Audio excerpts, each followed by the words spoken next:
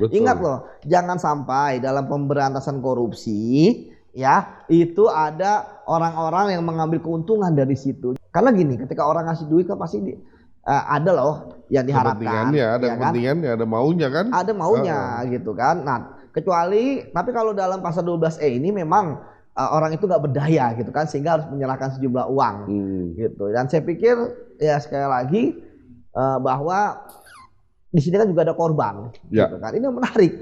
Ya akhirnya Mentan kan ya dianggap jadi korban gitu kan. Kemudian ternyata dalam penanganan korupsi itu juga ada korupsi juga. Jadi bolak-balik. Jadi kalau kita plot twist. Kalau misalnya Firly tersangka, mungkin nggak justru Firly malah membongkar persoalan di dalam?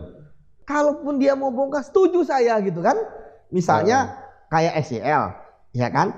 Dia ditangkap kemarin, ditahan, ya kan?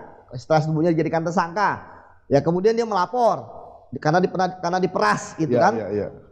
Kalau Firly juga bisa seperti itu, punya bukti, silakan aja. Bukan bombardir gitu ngomong tapi nggak ada bukti, gitu. Ingat loh, SEL artinya kan mempunyai bukti, karena sampai proses penyidikan.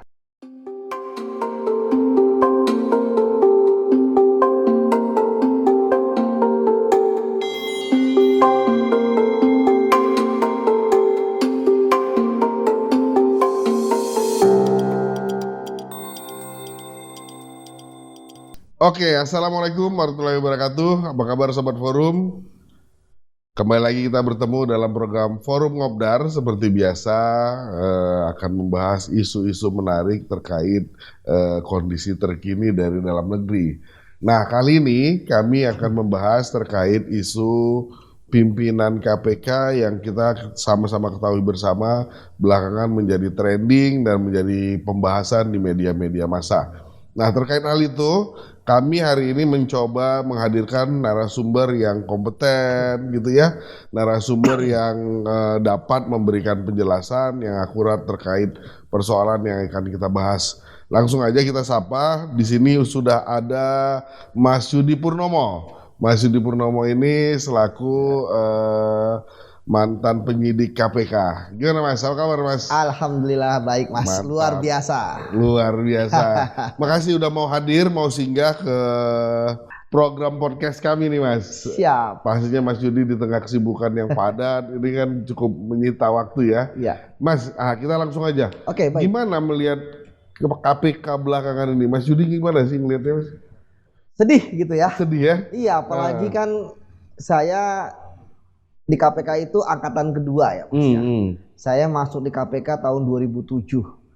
Waktu itu pegawai KPK masih sedikit, KPK masih membangun development SDM, IT, ya kan. Kemudian berarti belum di Kuningan tuh waktu itu kantornya? Ya peralihan dari Juanda, sempet saya seminggu lah di Juanda sebelum ke Kuningan ya. Artinya ketika saat itu dengan jumlah personil yang sedikit ya, artinya rasa memiliki untuk membangun KPK itu tinggi. Dan karena KPK adalah lembaga baru, sifat anti pelanggaran etiknya, zero toleransi terhadap pelanggaran etik itu sangat tinggi. Karena apa? Karena kita punya idealisme gitu ya. Sehingga kita bisa melihat jarang sekali saat itu ada pimpinan ya yang istilahnya melanggar etik.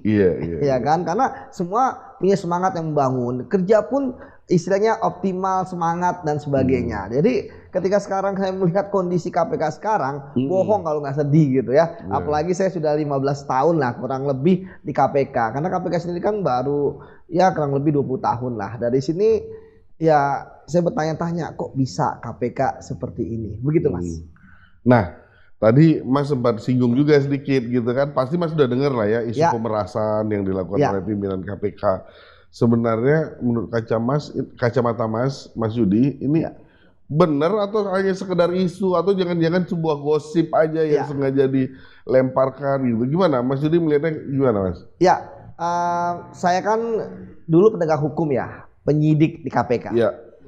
Berpengalaman menangani kasus korupsi.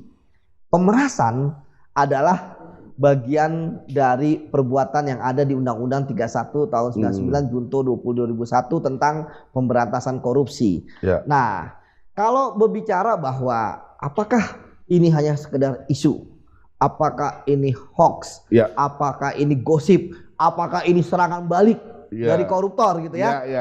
Saya katakan tidak. Mengapa? Karena semua ini melalui mekanisme proses ya penegakan hukum yang dilakukan oleh Polda Metro Jaya secara benar. Kita lihat dari pertama. Artinya pemerasan ini benar terjadi nih, Mas? Iya, benar terjadi secara hukum gitu ya. Hingga pembuktiannya. Pertama kita lihat di proses adanya laporan. Ya. Dari laporan tersebut begini, Mas. Kalau laporan tersebut itu sama kayak di KPK, kan tentu diverifikasi benar atau tidak. Ya. Dengan mekanisme walaupun masih di pelaporan tentu ada istilahnya hipotesis. Ya. Kemudian naik ke proses penyelidikan. Ya, proses penyelidikan ini kan mencari peristiwa pidana. Ya, kalau sesuai dengan KUHP yang ada di polisi pasti mencari peristiwa pidana. Dan ketika yakin naik ke penyidikan. Memang ada perbedaan. Ketika KPK naik ke penyidikan itu sudah ada nama tersangka, di kepolisian untuk menemukan siapa tersangkanya, sekaligus mencari dan menemukan barang bukti. Nah, sekarang begitu dari penyelidikan naik ke penyidikan, ya artinya penyidik semakin yakin, ya akan ada tersangka. Nanti kita lihat siapa tersangkanya. Kalau saya melihat, menganalisis dari pemberitaan, pertama, saksi yang diperiksa lebih dari 50 orang dengan berbagai macam klaster. Ada klaster Menteri Pertanian, ya, dan staf-stafnya. Ada klaster dari mantan pimpinan KPK, ya, dan ada klaster dari pimpinan KPK dan KPK-nya sendiri gitu ya. Nah, kita lihat Pak Firly sudah diperiksa, kita lihat ajudannya diperiksa, ya. Kemudian kita lihat pegawai KPK juga diperiksa, termasuk Direktur Pengaduan Masyarakat. Dan saya melihat bahwa ada dua hal yang penting di sini yang sedang disidik oleh pihak kepolisian ya. Pertama terkait dengan pemerasan. Bagaimana membuktikannya? Pasal 12E itu, maka harus ada bukti ya bahwa adanya ancaman di situ.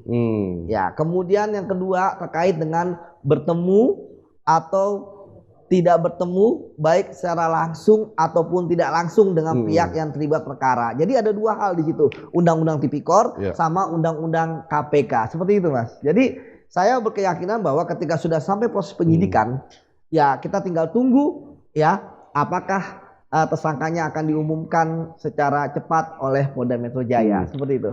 Nah, ini kan kalau memang benar tadi kata Mas Yudi terjadi pemerasan, terjadi di dalam ruang lingkup KPK yang sebenarnya itu nggak harus terjadi gitu. Dan harusnya justru sebaliknya gitu ya. Ini kenapa bisa sampai blunder, sampai terjadi pemerasan itu? Kira-kira apa sih penyebabnya, Mas? Atau apa yang melatar belakangnya? Itu yang sangat kita sayangkan ya, bahwa kok bisa gitu. Dari sisi gaji, pimpinan KPK gajinya sudah besar, ya kan, 100 juta lah kurang lebih gitu kan. Kemudian juga di Indonesia pimpinan KPK cuma berlima loh, ya kan, dan nggak semua orang bisa jadi pimpinan KPK dengan proses yang dari pansel, ya kan, kemudian sampai DPR dipilih. Kemudian yang ketiga, kerja di KPK itu kan kerja pengabdian, ya kan, uang sudah dicukupi. Jadi harusnya bukan sekedar gajian lagi gitu kan, tapi pengabdian. Namun ketika ada proses penyidikan dugaan pemerasan ini, ya tentu kita terhenyak semua, kok bisa gitu. Apalagi kita melihat bagaimana proses penyidikan yang dilakukan oleh Polda Metro, termasuk terakhir kemarin menggeledah rumah Pak Firly, termasuk juga suatu rumah ya yang kita terkejut gitu. Rumah di Kertanegara nomor 46. Ini rumah siapa gitu kan? Akhirnya misteri semakin terbongkar. Kita lihat bahwa ada dua hal yang sangat penting ya terkait dengan menggeledah rumah. Pertama, rumah itu digeledah karena diduga disembunyikan barang bukti. Yang kedua, tempat kejadian perkara. kita lihat bahwa Pak Firly membantah ada pertemuan dengan SEL di tempat itu gitu ya. Tapi dari pihak SEL mengatakan ada. Ya, kemudian makin melebar lagi, status rumah itu apa? Pemiliknya sudah diperiksa oleh Polda Metro. Ya, kemudian ternyata terjadi perbedaan antara orang yang menyewa terhadap pemilik rumah, ya kan? Dari pihak Pak Firly beda, dari pihak Alex juga beda. Ya, Alex mengatakan bahwa dia berhubungan dengan Firly gitu kan, kemudian harganya 650 juta gitu kan, ketika Firly membutuhkan, ya sudah dia yang dulu untuk bisnis, kemudian ya udah biar Firly saja melanjutkan, ya disewakan lagi melanjutkan, ya, tapi tetap dia yang menerima pembayaran atas nama dia. Nah, kemudian kalau dari Pak Firly mengatakan bahwa kubunya ini lewat Andreas ya, stafnya, kemudian melalui agen properti gitu ya, dan harganya hanya 100 juta gitu. Jadi beda, justru bertolak belakang, dan pengacaranya kemarin saya baca tidak kenal dengan, mengatakan Pak Firly tidak kenal dengan Pak Alex gitu ya. Nah, ini yang menarik. Tapi memang saya pikir membantah hal yang wajar ya, karena di media, bukan di ruang pemeriksaan. Ingat bahwa yang sah itu secara hukum ada di ruang pemeriksaan ketika di BAP.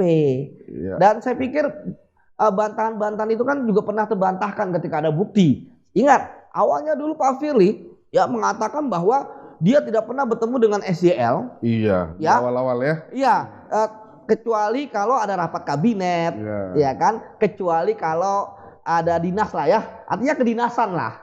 Namun pada kenyataannya kan ada foto yang beredar di lapangan bulu tangkis, yang kemudian akhirnya diakui oleh dia.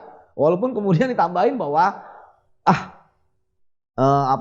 itu kan inisiatifnya dari SYL bertemu gitu kan, kemudian dia mengusir gitu, nggak ada pembicaraan kasus dan sebagainya. Tapi kan loh, Anda dulu mengatakan tidak pernah bertemu selain di kedinasan, di situ kan pernah ngomong. Jadi kalau nggak ada bukti ya kan menyangkal. Tapi saya pikir itu hal yang biasa lah. Kita lihat nanti bagaimana penyidik Polda Metro mampu sekarang ini bukan lagi membuktikan ya, saat ini untuk merilis ya siapakah yang akan menjadi tersangka dari penyidikan yang akan mereka lakukan. Seperti itu, Mas. Nah, ini terkait konteks pemerasan yang terjadi nih, Mas. Ini kan terkait pemerasan terhadap tersangka ya, yang harusnya justru dilindungi KPK gitu. Ada sebagian kalangan di luar sana yang menyebutkan jangan-jangan sebenarnya ini udah lazim di KPK. Atau apakah ini cuma baru kali pertama, atau malah ini sebenarnya udah sering terjadi tapi baru terkuak nih gitu. Gimana Mas Yudi melihatnya seperti apa, Mas? Iya, kalau bicara teori kriminalitas ya, ada teori gunung es gitu ya. Apa yang tampak di permukaan ternyata di dalam lebih luas. Tapi kita nggak berbicara itu ya. Kita berbicara pembuktian hukum. Memang dulu pernah ada ya penyidik ya. Di awal KPK berdiri, kemudian kemarin yang kita lihat penyidik Robin gitu ya. Pernah ada seperti itu. Tapi yang sebenarnya penting itu adalah ketegasan. Ya pegawai KPK kan juga manusia. Pimpinan KPK juga manusia. Yang penting adalah pertama, orang-orang yang seperti ini jangan dilindungi. Kedua, dibuka sebongkar-bongkarnya. Karena apa? Pegawai dan pimpinan KPK nggak lama kok, Mas Darwin. Ya kan? Artinya pimpinan KPK hanya 4 tahun. Yang periode ini taruhlah 5 tahun gitu ya. Periode berikutnya 5 tahun lagi. Artinya mereka bisa berganti. Tapi KPK tetap ada, tetap tegak gitu ya. Jangan sampai akibat nilas titik rusak susu sebelanga atau sekolam gitu atau sedanau gitu kan. Nah, ini yang menarik bahwa dalam penegakan kasus korupsi, saya pikir di situ memang kewenangan KPK kan luas. Karena orang kan pejabat siapa sih yang nggak takut jadi tersangka, ya kan? Takutnya ya kalau ada seperti ini pada pemerasan atau suap menyuap, KPK akan mudah dikendalikan, akan dibilang KPK bisa dibeli misalnya, ya kan? Ini kan sangat berbahaya bagi masa depan KPK. Ingat loh, jangan sampai dalam pemberantasan korupsi ya itu ada orang-orang yang mengambil keuntungan dari situ. Jangan sampai peribahasanya adalah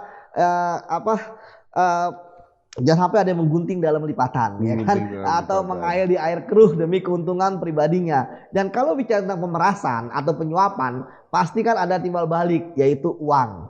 Ini yang waktu kasus sebelumnya kan miliaran, gitu kan? Waktu kasus Robin gitu ya, bayangkan bisa dapat miliaran gitu kan? Artinya memang harga kebebasan bagi seorang koruptor itu cukup mahal, ya. Ya, cukup mahal gitu. Ya, nah kalau misalnya tadi Mas Yudi menyebutkan ini bukan sesuatu yang lazim gitu ya. Ya. Apa ada indikasi dengan kepentingan politik misalnya gitu, Mas? Nah, saya tidak paham ya tentang politik ya. Namun tadi saya kembali karena kan kebetulan ini menjelang tahun politik ya. Ya. Jadi kebetulan menjelang tahun politik dan isu politik hari ini sangat ramai diperbincangkan gitu. Apakah ada kaitannya dengan itu, Mas? Ya, saya pikir kebetulan saja gitu ya. Kebetulan belaka ya. Kenapa? Karena sekali lagi hukum itu kan berbeda dengan politik. Ketika politik ya tentu ini kan terkait dengan kekuasaan. Tapi ketika kita bicara hukum, penegakan hukum, ini berbicara mengenai bukti-bukti. Nah, bukti-bukti inilah yang sedang dicari oleh penyidik Polda Metro Jaya gitu. Artinya ketika nanti ada yang tersangka, maka buktinya cukup gitu kan. Karena nggak bisa mempersangkakan orang ya berdasarkan omongan, rumor, ya kan, gosip, ataupun cuman goyonan. Jadi pasti ada buktinya. Kenapa? Karena ini kan akan dipertanggungjawabkan di pengadilan nanti. Akan dibuka semua.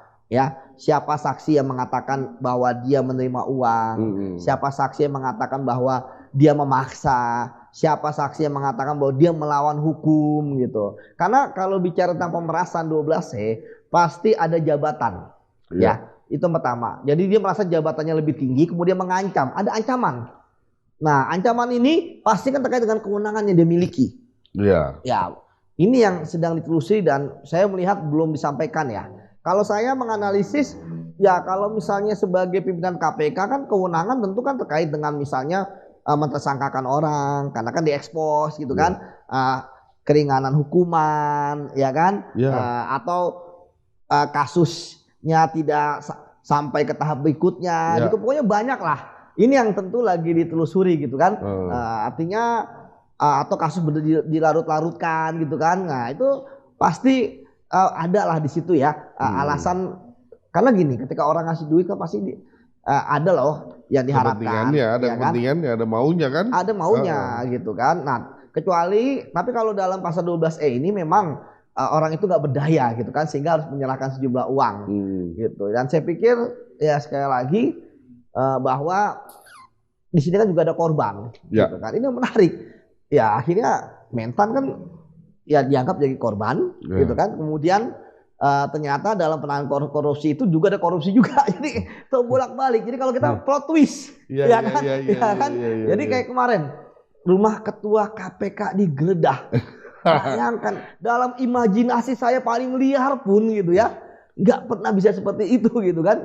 Bahkan mungkin lembaga-lembaga anti korupsi di dunia pun juga nggak menyangka gitu kan, ketua KPK, yang KPK ini kan disegani lah di internasional. Kita menangkapi, yang ditangkapi dulu ada ketua legislatif, ya kan, DPD juga, DPR, kemudian menteri, ya kan, kemudian anggota DPR juga, bupati, gubernur juga kita tangkepin gitu kan. OTT aja berapa banyak kan? Itu berapa banyak? Ini sekarang ketuanya rumahnya digeledah gitu kan. Ini rumah loh, artinya ketuanya yang digeledah. Rumah ketua digeledah gitu kan. Seperti itu. Mas Darwin. Oke, Mas Yudi pastinya kenal dengan pimpinan KPK sekarang, Firly Bahuri gitu ya. Bagaimana sosok Firly Bahuri di mata Mas Yudi? Ya saya pikir gini ya, ini yang menarik di KPK ya, bahwa kita tidak punya keakraban yang dekat dengan pimpinan, ya, karena memang menjaga jarak. Karena di KPK itu sistemnya, ya, kalau pegawai tahu pimpinan salah dan sebaliknya itu harus melaporkan, ya. Dan kita pun juga jarang lah berinteraksi secara pribadi gitu ya. Jadi ya saya hanya bertemunya terkait dengan pekerjaan, misalnya ada ekspos gitu kan. Di luar itu bahkan mungkin main bulu tangkis pun enggak gitu ya. Atau main tenis pun tidak gitu. Bahkan rumahnya pun saya tidak tahu di mana. Saya istilahnya walaupun udah kenal dia dari Deputi Penindakan, baru tahu rumah dia, itu baru kemarin digeledah. Oh, ini rumahnya Pak Firly gitu kan. Itu baru kemarin gitu kan. Artinya memang di situ KPK sangat bagus sistemnya. Nah, ya kita lihat misalnya, artinya selama ini berteman hanya sebatas pekerjaan ya, saja. sebatas pekerjaan aja. Ya say hello, kemudian ya kalau dulu kan saya ketua ada pegawai KPK ya. Kalau ada pimpinan yang apa menurut saya ada kebijakan yang kurang ya kita kritisi. Jadi seperti itu Mas, bahwa ya hubungannya nggak ada no hard feeling lah seperti itu. Iya. Nah, dalam kasus yang lagi rame dibahas terakhir ini terkait pemerasan, ada indikasi karyawan KPK terkesan melindungi pimpinannya, melindungi Firly Bahuri gitu ya. Begitu juga dengan Dewan Pengawas, Mas. Terkesan banget melindungi pimpinan KPK yang sekarang sedang rame diperbincangkan ini gitu ya. Mas Yudi gimana ngelihatnya itu? Harusnya kan itu nggak terjadi ya. Kalau memang bersalah ya salah gitu. Betul. Gimana Mas Yudi ini? Ya, pertama ya ketua KPK Firly Bahuri kan orang yang tidak kebal hukum ya. Semua sama di mata hukum. Ya itu yang pertama. Kemudian kedua, saya tidak melihat pegawai KPK membela ya.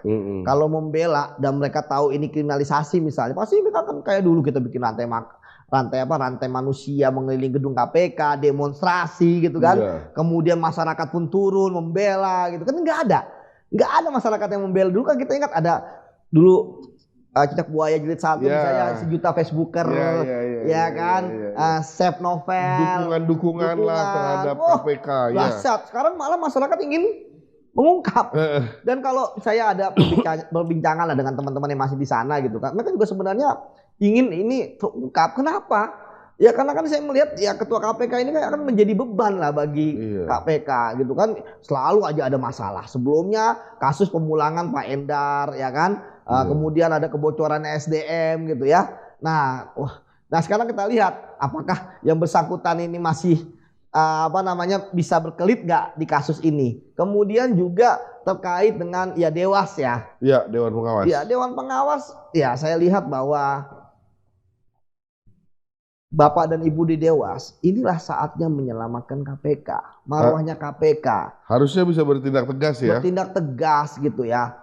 Tapi kemarin kita lihat bagaimana Firly aja berani mangkir dan bilang di atas tanggal 8. Padahal ada 2 kali kemunculan dia di publik. Main bulu tangkis, bayangkan main bulu tangkis di publik gitu kan. Kelihatan gitu kan. Sebelumnya mangkir di atas tanggal 8 dan kemarin dia ada meresmikan apa gitu di gedung KPK. Kenapa dia nggak datang ke Dewas untuk diperiksa? Ya kan? Secara aktif.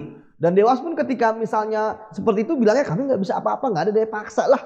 Kan bisa aja lakukan pemanggilan. Ya. Bisa kok telepon, bisa datangin ke kantornya, bisa ke rumahnya. Saya pikir gini, ya memang Dewan Pengawas itu kan berkait dengan etik, bukan penegak hukum. Tapi masa pimpinan KPK sama pegawai nggak mau datang memanggili, kan bisa rusak nanti sistem yang ada di KPK. Nanti, yaudah saya nggak mau ikut, silakan aja adili saya absensia misalnya kan ditiru. Tapi ya ini contohnya lah, karena orang sudah menganggap pertama hukuman Dewas itu rendah. Yang kedua ya melindungi pimpinan seperti kemarin waktu Pak Johanes Tanak misalnya dia ketika tidak menyerahkan handphone ya Dewas bisa apa ketika HP-nya klip percakapannya dihapus gitu kan, kemudian Dewas mengatakan tidak bisa lebih jauh gitu mendalami, akhirnya dibebaskan gitu kan dari etik padahal udah disidang. Maksudnya ini kan contoh, nanti kan pegawai KPK meniru, ya udah kalau Dewas minta handphone saya nggak akan kasih. Ini kan jadi citra yang buruk kan di mata publik. Padahal tadi saya katakan di awal, ketika KPK berdiri etik kita paling tinggi. Kenapa? Kalau etik paling tinggi, dia akan melanggar hukum. Tapi pelanggaran hukum berawal dari pelanggaran etik. Seperti itu. Iya. Nah, Mas, ini kalau kita berandai-andai nih, katakan setelah melewati proses yang panjang, akhirnya ditetapkan Firly sebagai tersangka. Apa yang akan terjadi dengan KPK? Ya, saya pikir KPK akan baik-baik saja, gitu kan. Ya? Presiden akan menonaktifkan Ya, kemudian akan ditunjuk PLT, dan saya harap PLT-nya adalah orang yang bersih, yang tidak punya track record buruk gitu kan. Nah, dia akan memimpin 4 pimpinan yang lain, ya kan. Kemudian pegawai KPK akan mendapatkan harapan baru gitu ya. Kemudian ya kepercayaan masyarakat tentu ketika ada yang baru biasanya akan meningkat. Nah, seperti itu yang kita harapkan sehingga KPK bisa fokus lah dalam menangani kasus-kasus korupsi. Ya. Nah, kalau misalnya Firly tersangka, mungkin nggak justru Firly malah membongkar persoalan di dalam, gitu misalnya karena dia merasa tersakiti, merasa nggak terima atau apa gitu, dia malah dia bongkar gitu kondisi di dalam gitu, mungkin kayak gitu Mas? Ya, kalaupun dia mau bongkar setuju saya gitu kan, misalnya kayak SEL, ya kan, dia ditangkap kemarin, ditahan, ya kan, setelah sebelumnya dijadikan tersangka, ya kemudian dia melapor karena diperas gitu kan. Kalau Firly juga bisa seperti itu, punya bukti, silakan aja, bukan bombardir gitu ngomong tapi nggak ada bukti gitu. Ingat loh, SEL artinya kan mempunyai bukti karena sampai proses penyidikan. Nah, saya malah seneng gitu kan. Kalau misalnya Firly mau buka-bukaan, ya kan, si ini, si A, si B, si C lah, dengan bukti-bukti tentu ya, bukan hanya omongan. Karena kalau cuma omongan doang, ya buat apa gitu kan? Saya cuma senang. Jadi kita bisa memotong orang-orang yang tidak benar. Artinya kalau misalnya tubuh KPK itu kayak tubuh gitu kan, ada yang kena kanker, yang melakukan kejahatan, potong, ya kan? Sehingga tubuh ini akan tetap bagus gitu kan. Itu aja. Prinsipnya seperti artinya itu. Kalau memang ada yang anggaplah misalnya melakukan penyimpangan atau ada melakukan pelanggaran, diberikan sanksi atau ditindak, itu wajar-wajar aja ya. Wajar aja. Justru saya mendukung Pak Firly untuk buka-bukaan. Ya kan, saya dukung, ya kan, asal ada buktinya. Karena biar ketahuan semua siapa yang melakukan kejahatan, kan gitu. Nah, kalau kita melihat KPK Mas berapa tahun terakhir gitu ya, kepercayaan publik terhadap KPK itu semakin menurun, apalagi dalam kasus Firly nih yang belakangan gitu. Sebelum-sebelumnya dengan OTT dan lain-lain gitu, apalagi ada istilah kasus korupsi itu semacam ada waiting list di dalam KPK itu gitu ya. Membuat integritas KPK itu di masyarakat semakin menurun. Sebenarnya ini sejak kapan dan apa penyebabnya, Mas? Ya kalau menurut saya ya penyebabnya kompleks ya. Tapi itu dari teman-teman penyidik juga menyadari hal itu terjadi, Mas. Misalnya Mas Yudi dan teman-teman. Saya kan sudah di luar ya, kan saya nggak mati ya. Dari awal KPK berdiri sampai sekarang, apa sih yang membuat KPK dipercaya masyarakat? Nangkapi koruptor, udah itu aja, gitu. Jadi ketika KPK menangkap koruptor dalam jumlah dan kualitas yang banyak, gitu ya, terkait dengan pertama figurnya, ya kan, high profile lah ya. Kemudian yang kedua jumlahnya yang besar gitu kan, triliunan gitu kan. Kemudian yang ketiga dampak korupsi yang sangat besar kepada masyarakat, misalnya korupsi lingkungan, sektor tambang, ya kan, kesehatan, kemudian mungkin dana-dana keuangan seperti itu, perbankan. Nah, itu yang membuat KPK dipercaya. Hari ini KPK nangkep siapa? Hari ini KPK nyita berapa miliar? Hari ini KPK OTT siapa? Ya kan? Hari ini gubernur mana yang ditetapkan sebagai tersangka? Itu beritanya KPK itu akhirnya mendapat positif. Karena KPK itu nggak butuh pencitraan, istilahnya omongan. Kami akan berantas korupsi. Korupsi adalah jalan hidup kami. Nggak butuh, butuh konkret. Itu yang membuat KPK dipercaya. Nah, sekarang kan ya tentu ketika KPK lebih banyak gaduh di dalam. Iya, betul. Ya kan?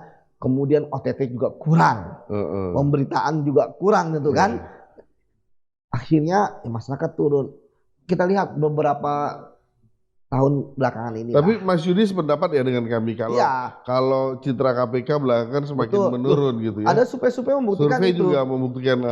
Sekarang kita lihat bagaimana sebenarnya permasalahannya ada internal KPK. Kita lihat pimpinan dan pegawai nggak kompak. Waktu pemulangan Pak Endar kan bagaimana pegawai sampai walk out ya ketika rapat sama pimpinan. Bagaimana misalnya kasus pungli di rutan melibatkan puluhan pegawai. Kalau 1, 2, 3 oknum bisa lah. 5 sampai 10 bisa komplotan. Sampai 20 gerombolan. Kalau lebih dari itu namanya apa? Ya kan? Gerombolan. Termasuk juga yang terakhir ada pegawai KPK ya. Dia memalsukan ya fiktif ya pertanggungjawaban perjalanan dinas. Bayangin itu kan korupsi paling kuno dilakukan pada masa purbakala lah. Tanda kutip gitu ya. Jadi istilahnya kok masih bisa main-main terhadap dana ini. Padahal kan ya di kementerian lain atau lembaga lain kan udah nggak mainin SPPD lagi gitu ya. Ini kok masih mainin gitu kan. Jadi apa namanya? Yang hal ini yang membuat dulu kan KPK membuat percaya pada KPK itu semakin menurun. Kalau dulu kan, wah kita lihat bagaimana KPK minum air putih aja enggak. Nerima honor enggak. Iya kan? Saya ingat waktu zaman di lapangan dulu dikasih aku aja nggak nerima tuh. Nerima. Karena apa? Menjaga integritas gitu kan, bukan sombong gitu kan. Jadi orang akan melihat bahwa air putih aja nggak diterima, apalagi yang lain. Gitu. Kalau sekarang sedih juga, gitu kan? Ada dugaan pemerasan yang dilakukan oleh pimpinan KPK, gitu kan? Langsung di kepalanya lagi kan dugaannya gitu ya. Itulah kan akhirnya kan, wah kita tahu ada pepatah gitu kan, bahwa kepala itu kan penting, ya kan? Ikan busuk itu dari kepalanya, gitu kan? Ya, itu artinya ya kita berharap ya semoga pemberantasan korupsi semakin baik-baik saja gitu kan.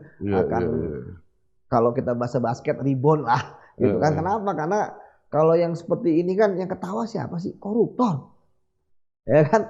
Mereka akan wah tuh lihat tuh KPK bermasalah ya kan. Wah, kasihan gitu kan. Rakyat yang uangnya diambilin oleh para koruptor tersebut, bukannya menjadi pejabat yang melayani rakyat malah berkhianat ngambilin uang rakyat. Seperti itu. Ya harusnya memberantas korupsi malah membangun korupsi di dalam gitu kan. Gitu dia. Nah terakhir Mas. Saya pikir masih ada 5 lagi. Udah enggak. Udah hampir setengah jam. Terakhir Mas. Untuk memperbaiki tadi yang belakangan udah semakin menurun karena pimpinan, karena internal, karena macam-macam lah ya persoalan. Yang menurut kami di beberapa tahun terakhir itu sebenarnya justru persoalan dari internal lebih banyak, di internal KPK sendiri gitu ya. Untuk kembalikan itu semua, mengembalikan rasa kepercayaan publik, mengembalikan integritasnya, mengembalikan ya sebagai marwahnya ketika berdiri dulu di awal, apa yang harus dilakukan oleh KPK ke depan? Pertama, sistem. Diperbaiki sistem, dibenahi atau dirusak. Kembalikan lagi KPK ke Undang-Undang 30 tahun 2002. Oh gitu. Ya itu sistem. Itu yang membuat KPK independen. Ya, itu yang membuat KPK bisa gerak ke sana kemari. Kemudian yang kedua. Emang sekarang bukan sistem itu Mas? Sekarang undang-undangnya direvisi, Undang-Undang 19 tahun 2019. Yang dulu kita pernah tolak, ingat nggak? Yang kita tolak, ya kan?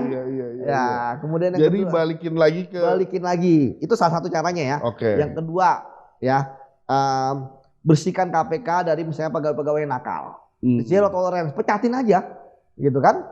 Masih termasuk banyak kok, ke PNS-PNS. Ya, masih banyak kok pegawai orang-orang yang mau memberantas korupsi. Yang ketiga, ganti pimpinan KPK supaya ada penyegaran. Pimpinan KPK yang sekarang kan wah kayaknya sudah ruwet lah dengan masalah internal gitu kan. Tapi kan nanti periodenya juga bakal habis kan, akan nanti akan habis. Itu saya katakan. Kita harap ya bahkan masih tahun depan gitu kan. Kemudian yang keempat ya, dan ini yang paling penting gitu kan, komitmen ya. Dari pemerintah, dari DPR itu kan. Ini kalau KPK masih seperti ini, ya beban negara ini akan semakin banyak. Kita berharap sebenarnya KPK ketika dibentuk adalah bagian dari solusi. Nah, sekarang yang terjadi ternyata KPK malah menjadi bagian dari masalah bangsa kita. Seperti itu Mas. Oke, Mas Yudi. Terima kasih banyak udah mau berbagi dengan kami. Saya pikir apa yang kita bahas tadi, apa yang kita obrolan tadi itu menjadi sesuatu yang baru buat teman-teman sobat forum yang menyaksikan obrolan dan dialog kita tadi. Terima kasih banyak Mas sudah mau meluangkan waktu. Sebelum kita bubar kita ngopi dulu Mas. Oke, sudah ada. Oke. Kopi Mas pahit ya? Wah mantap. Iya. Oke Mas, terima kasih banyak udah mau menyempatkan waktu berbagi bersama kami. Mudah-mudahan Mas Yudi selalu dalam keadaan sehat, selalu dalam lindungan Allah gitu ya. Dimudahkan dan dilancarkan semua urusan. Amin. Oke, Sobat Forum dimanapun Anda berada, itu tadi obrolan kami dengan Mas Yudi Purnomo, mantan penyidik KPK yang tadi kita bahas panjang lebar terkait bagaimana KPK hari ini dan seperti apa kira-kira KPK ke depan agar lebih baik lagi dari hari ini. Saksikan terus Forum Ngobdar, ngobrol politik bersama Darwin. Tentunya kami akan hadirkan isu-isu dan topik-topik menarik lainnya yang sedang hits dan sedang ramai dibahas di berbagai media. Sampai ketemu di episode yang akan datang. Terima kasih. Assalamualaikum warahmatullahi wabarakatuh. Waalaikumsalam warahmatullahi wabarakatuh. 3, 2, 1.